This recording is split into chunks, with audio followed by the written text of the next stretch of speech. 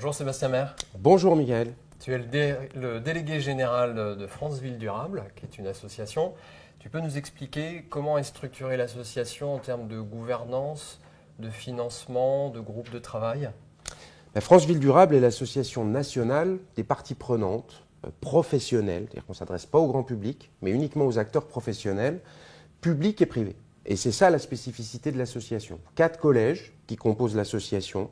L'État, première spécificité, très présent dans la structure à travers plusieurs ministères et un grand nombre des agences et des opérateurs de l'État qui font la ville au quotidien, qu'il s'agisse de l'ANRU, de l'ADEME, du CEREMA et d'un grand nombre d'autres acteurs, des collectivités locales avec toute strate de collectivités, mais en particulier des intercommunalités, un partenariat fort avec Intercommunalité de France, qui est membre fondateur de l'association, des entreprises de toute taille et tout secteur d'activité, en partant du principe que la transformation écologique d'un territoire, c'est d'abord la transformation de son économie, et qu'on doit embarquer les acteurs économiques avec nous. Et puis des experts urbains, territoriaux, comme le Conseil national de l'ordre des architectes, la Fédération nationale des agences d'urbanisme, des pôles de recherche sur les questions énergétiques, avec un objectif, repérer et rediffuser le plus largement possible, en France et à l'international, des outils, des méthodes, des exemples de réalisation ou de politique publique qui permettent d'accélérer la transformation écologique. On est sur cette logique d'accélération, c'est-à-dire de s'inspirer de ce qui fonctionne, de ce qui a fait ses preuves, de ce qui a été déjà évalué et qui marche pour aller plus vite, à la fois dans la transformation écologique des territoires, mais aussi dans leur montée en résilience, puisqu'on sait que sur un certain nombre de sujets, il est trop tard et qu'il faut à la fois atténuer, mais aussi s'adapter, et pas uniquement sur les questions de climat et d'énergie.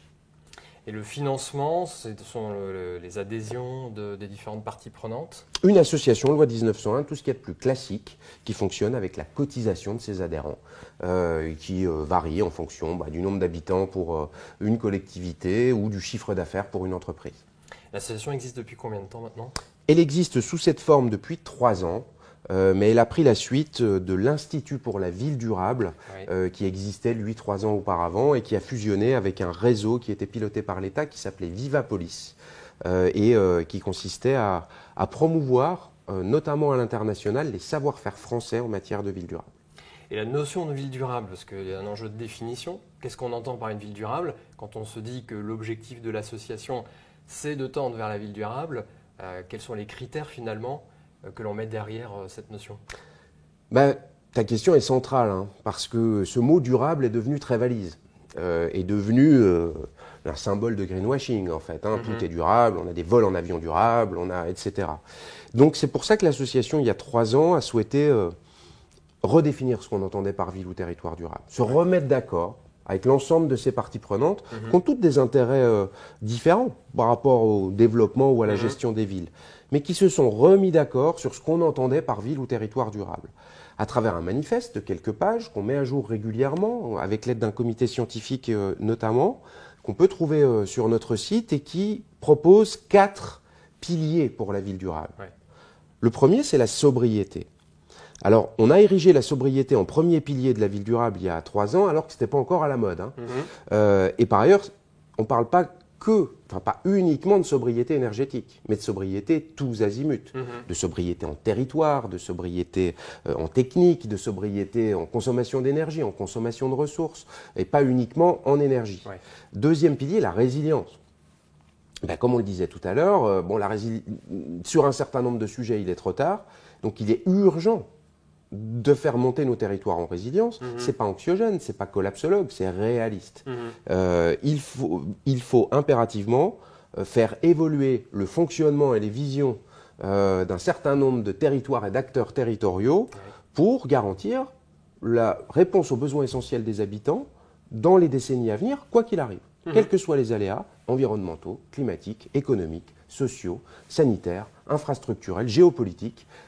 C'est pas uniquement les questions environnementales, la résilience. C'est vraiment cette logique de dire on va protéger la population parce qu'on est conscient et qu'on regarde bien en face les risques, alors que ça fait quelques décennies qu'on les mettait sous le tapis. Troisième pilier, l'inclusion. C'est pas vraiment nouveau dans les logiques durables, mais c'est encore plus central aujourd'hui. Et pas uniquement l'inclusion sociale. Bien sûr, l'inclusion sociale, c'est-à-dire l'attention permanente aux plus vulnérables dans les démarches de transformation, qui sont souvent les premières victimes de la non-transformation, mais aussi de la transformation. Ouais. Quand on parle de gentrification liée au renouvellement urbain, etc. etc. Mais c'est aussi, par exemple, l'inclusion territoriale, qui est en train de prendre une place centrale dans les logiques de transformation écologique. C'est-à-dire, on sort péniblement, avec les lois MAPTAM, etc., d'une période où la compétition entre les territoires était jugée comme quelque chose de positif. Ouais. C'est totalement délétère au regard des enjeux de transformation. C'est pareil dans le domaine économique d'ailleurs. Cette logique de compétition, je suis plus fort que mon voisin, je vais être plus gros, plus fort, me développer plus, c'est le cœur de l'anthropocène. Vouloir être plus gros, se développer, c'est un énorme sujet. Si tout le monde le fait, ben on épuise les ressources. Voilà. On vit déjà totalement au niveau de nos moyens au nord par rapport aux ressources. Donc si on est toujours dans cette logique qu'un territoire doit être plus fort, plus gros que l'autre pour attirer ses entreprises, attirer ses habitants, ben on a un gagnant et un perdant. Et donc, qu'est-ce qu'on fait? On doit aller voir le perdant, mettre de l'argent en plus. Et c'est l'État qui suscite cette compétition historiquement, pas forcément aujourd'hui, mais historiquement entre les territoires. Aujourd'hui, la logique de coopération redevient centrale. Des territoires ont chacun leur spécificité et des choses à apporter aux autres. C'est le cas entre territoires urbains et territoires ruraux, notamment, avec une inversion. On considérait que les territoires ruraux étaient à la traîne du développement métropolitain et allaient pouvoir bénéficier, en ouvrant la bouche, de quelques gouttes de ruissellement du dynamisme des métropoles. Mais aujourd'hui, les territoires ruraux sont plutôt considérés comme les solutions, notamment pour la décarbonation des villes. Il n'y a aucune ville qui va pouvoir atteindre le net zéro sans les territoires ruraux. Les territoires ruraux sont les puits de carbone des villes. Ce n'est pas l'agriculture urbaine qui va servir à séquestrer suffisamment de carbone pour compenser les émissions de carbone des villes. Donc les territoires ruraux deviennent des solutions et ça, c'est une vraie évolution. Le dernier pilier, c'est celui de la créativité, c'est-à-dire qu'on aura toujours besoin de mobilisation d'intelligence collective, d'innovation, mais pas que d'innovation technologique. Et il y a notamment aujourd'hui une grande tendance, c'est les appels au discernement technologique. Non, c'est pas vrai que la technologie va nous sauver, qu'on peut dormir tranquille et qu'on n'a rien à faire. Ça fait 10-15 ans qu'on est dans ce paradigme où on dit aux gens ne changez rien à vos visions, ne changez rien à vos comportements du quotidien parce que la technologie va s'en occuper. C'est un mensonge, c'est un leurre. Et aujourd'hui, la technologie est une source de problèmes dans les enjeux auxquels on est confronté. C'est aussi une solution, mais c'est aussi un problème. Donc le discernement est certainement le mot un peu magique, fondamental sur ces questions. Tu peux nous rappeler les 4 piliers ? Sobriété, résilience, inclusion et créativité comme nouveaux piliers, nouvelles priorités pour assurer la durabilité des villes. Et alors derrière ces 4 piliers, sur le terrain, comment ça se passe quand France Ville Durable accompagne une collectivité locale sur ces enjeux-là ? Alors nous ne sommes surtout pas un bureau d'études, puisque nous avons des bureaux d'études parmi nos membres. Ouais. En revanche, nous ne sommes pas un think tank. C'est-à-dire qu'on n'est pas là uniquement pour brasser du concept ou dire ce qu'il faut faire, mais que toute notre activité est tournée vers la mise en œuvre opérationnelle, l'action territoriale. Et on a des groupes de travail qui réunissent nos différents acteurs et qui essaient de se mettre d'accord sur des exemples d'outils, de méthodes, de réalisation qu'on diffuse très largement en disant faites comme ça, copiez les autres, inspirez-vous de ce qu'ont fait les autres. Mais on a développé depuis 1 an maintenant des ateliers territoriaux avec les directions générales et les exécutifs politiques des collectivités locales qu'on met en session de travail avec nos membres issus des 4 collèges sur une problématique de leur territoire. C'est-à-dire qu'on n'est pas sur quelque chose de théorique, mais sur un vrai projet qui peut être un nouveau PLU, une ZAC, un programme de rénovation urbaine, un système énergétique, de mobilité, peu importe, on prend tout, puisque la ville durable n'est pas une politique parmi d'autres, mais le cadre logique de toutes les politiques d'un territoire. Et on présente aux décideurs de la collectivité des exemples inspirants avec des pitchs pour qu'ils aillent plus vite dans la définition des cahiers des charges, dans l'élaboration des priorités. Et donc on est vraiment dans cette logique de mimétisme entre acteurs qui permet d'aller plus vite pour la transformation. Et une fois que ce plan d'action est défini, les exemples inspirants sont mis sur la table, France Ville Durable suit et s'implique dans la mise en œuvre sur le temps long ou pas ? France Ville Durable en tant que telle, non, puisque nous ne sommes vraiment pas du tout un bureau d'études d'accompagnement. Ouais. En revanche, on permet cette mise en relation entre acteurs, notamment publics et privés, qui est revendiquée, assumée dans l'association. Et après, on rentre dans le jeu plus classique de la commande publique traditionnelle, et la collectivité poursuit son projet en mobilisant des dispositifs de l'État, en passant des appels d'offres avec des entreprises, en tissant des partenariats avec des structures associatives publiques ou parapubliques. Et donc, la collectivité reprend sa vie normale, si on peut dire, après un atelier. Mais de l'avis de beaucoup des acteurs techniques ou politiques avec lesquels on a travaillé sur ces sujets-là, ces ateliers, ils permettent des déclics. Ouais. Ils permettent un pas de côté par rapport à ce que les décideurs pouvaient avoir en tête sur la façon de conduire les politiques publiques. On est assez disruptif dans la présentation des enjeux, c'est-à-dire qu'on ne met pas les enjeux sous le tapis. Ouais. Et qu'on a un premier volet qui est quand même, avez-vous bien pris la mesure des conséquences de l'Anthropocène, pas au niveau mondial en 2100, chez vous dans les 10 ans qui viennent. On mobilise de la data qui permet de montrer quelles vont être les évolutions sur le risque d'inondation, les rechargements de nappes phréatiques, les retraits-gonflements d'argile, le risque de tempête ou de submersion marine si on est sur le littoral, le manque de neige en zone montagnarde, etc., etc. Et bien souvent, les élus découvrent ce qui va arriver chez eux. Ça change du coup des orientations stratégiques, des priorités. Ça met en mouvement en disant mais finalement, ce qu'on avait prévu à 10 ans comme développement du territoire, il faut peut-être qu'on le voit un peu différemment. Ouais. Et c'est d'abord à ça qu'on sert. Accompagner ce moment où les décideurs sont prêts à faire bifurquer les trajectoires. Parce qu'aujourd'hui, c'est ça le sujet. C'est une bifurcation. Ouais. On ne parle plus de transition. La transition est beaucoup trop faible par rapport à ce qu'il faut faire pour répondre aux enjeux. Il faut faire bifurquer des trajectoires territoriales, en particulier au niveau du développement économique. Et est-ce que parmi tous les territoires qui sont accompagnés, il y en a un qu'on pourrait considérer comme un peu le laboratoire, celui qui a été le plus loin dans cette bifurcation ? Il y en a beaucoup, et surtout, les bifurcations, elles sont très différentes d'un territoire à l'autre. Ouais, je vais vous donner deux exemples. Sur des thèmes et deux exemples très différents, mais très complémentaires.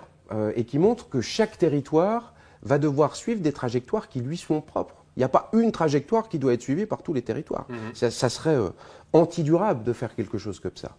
Prenons l'exemple de Dunkerque, un pôle industriel avec des hauts fourneaux qui, à lui seul, est responsable de 20% des émissions de gaz à effet de serre industrielles de tout le pays, pour une seule zone industrielle. La ville de Dunkerque, qui depuis maintenant une dizaine d'années, a démarré sa bifurcation en disant on aura toujours besoin de construire de l'acier dans un monde décarboné en 2050. Et c'est une réalité. On ne va pas pouvoir se passer d'acier. On va faire autrement, etc., mais on aura toujours besoin d'acier.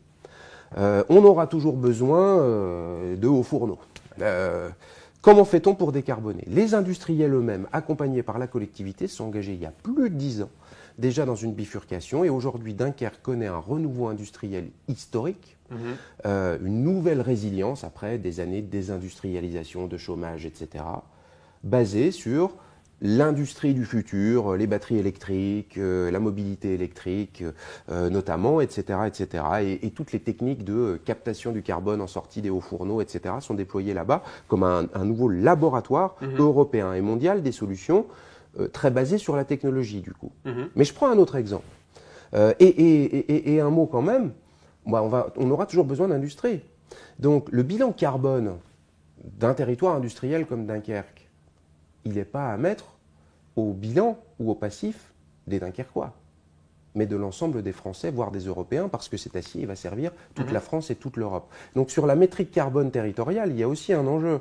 C'est-à-dire de considérer qu'il y a certains territoires qui vont certes devoir continuer d'émettre du carbone, mais ce n'est pas que pour eux, ce n'est pas que pour leurs habitants. Et à l'inverse, d'autres territoires vont devoir baisser drastiquement pour compenser ces émissions de carbone qui vont être obligatoires finalement. Ça veut dire qu'il faudra des territoires à carbone positif, c'est-à-dire à compensation positive, pour pouvoir compenser au niveau niveau national les émissions de ces territoires-là. Et je cite un autre territoire, rural, communauté de communes d'Argentan, dans l'Orne, qui est un peu un de nos champions parmi nos adhérents, parce qu'ils ont érigé la sobriété en stratégie territoriale il y a déjà 10 ans. Qu'ils le revendiquent, qu'ils l'assument, qu'ils le défendent auprès de leurs habitants. Ça n'a pas du tout entraîné une perte d'habitants ou une perte d'attractivité, bien au contraire. Et aujourd'hui, la collectivité intercommunale travaille sur l'élaboration de son nouveau PLUIH avec deux objectifs, parmi d'autres, mais deux objectifs prioritaires.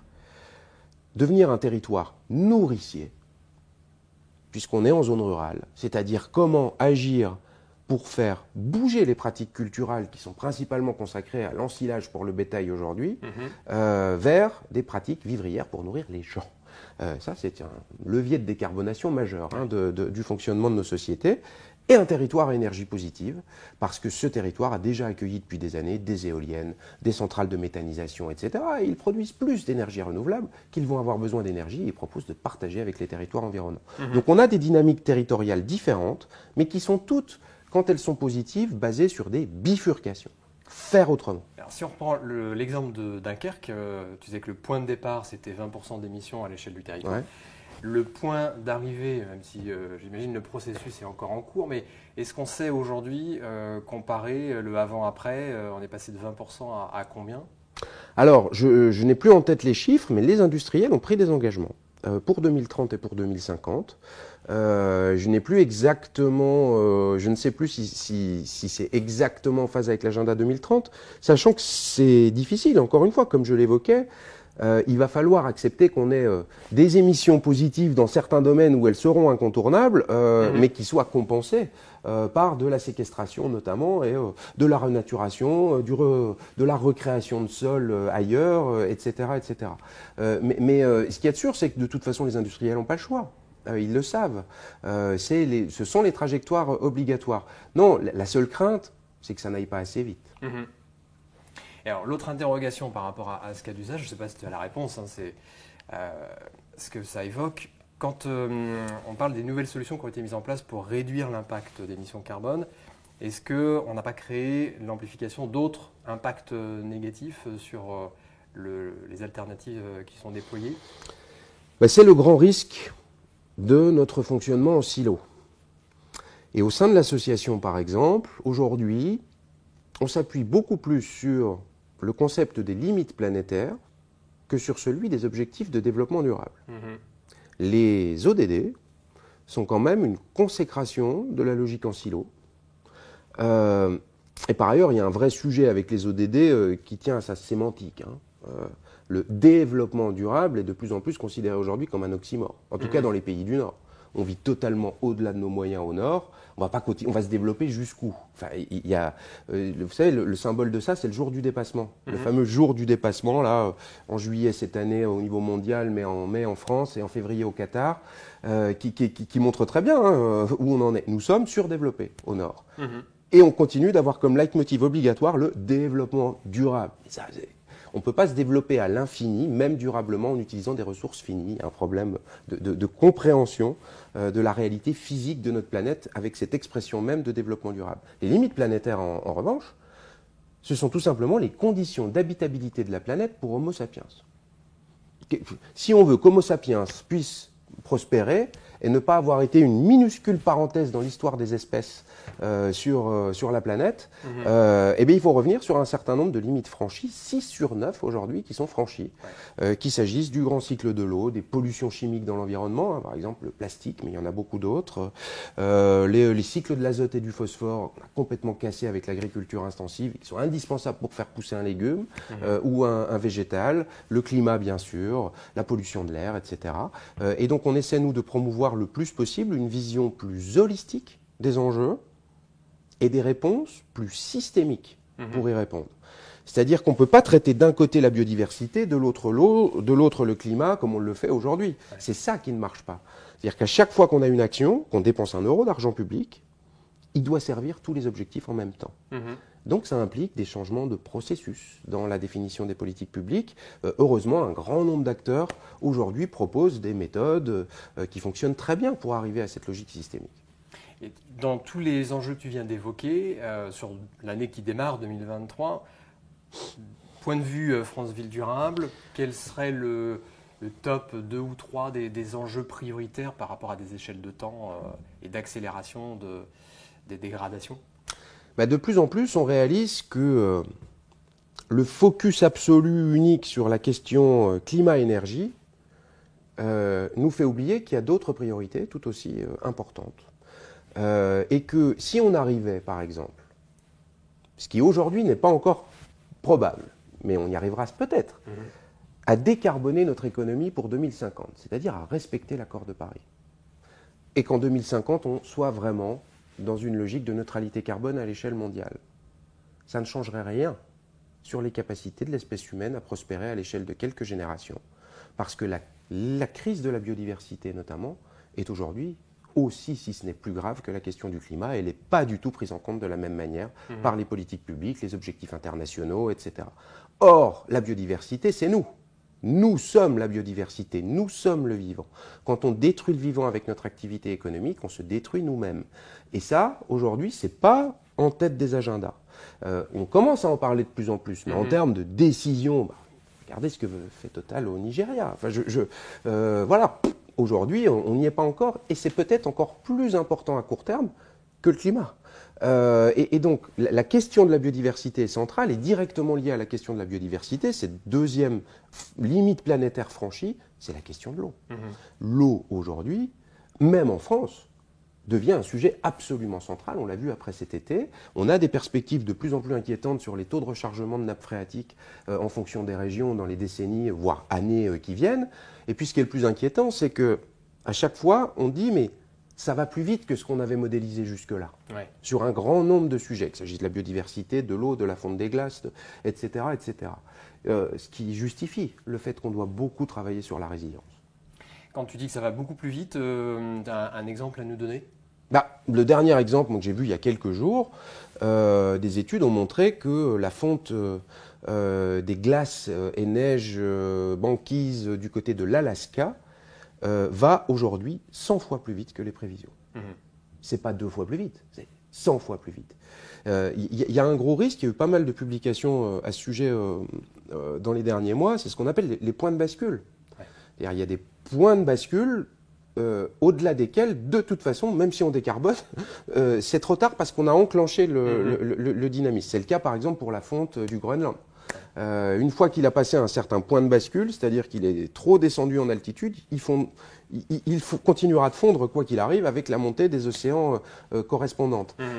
Aujourd'hui, le GIEC ne tient pas suffisamment compte de ces points de bascule. C'est l'objet de plusieurs publications scientifiques de la rentrée dernière qui ont montré que le GIEC était plutôt très optimiste finalement parce qu'il ne tenait pas compte des effets cascades des points de bascule. Donc la conclusion finalement de notre échange, c'est que 2023, c'est une année sur laquelle les chantiers ne manquent pas. Comment vous l'abordez cette année, la priorité en termes d'action, hormis tout ce qui est déjà fait, pour vous, ça va être quoi face à tout ça? On est toujours dans cette logique d'accélération, tous azimuts, dans les entreprises, dans les collectivités locales, dans les services de l'État. Et ce qui est encourageant, c'est que comparé à il y a quelques années à peine, il y a 2 ans, il y a 3 ans, il n'y a pas une organisation aujourd'hui dans laquelle ces sujets ne sont pas centraux.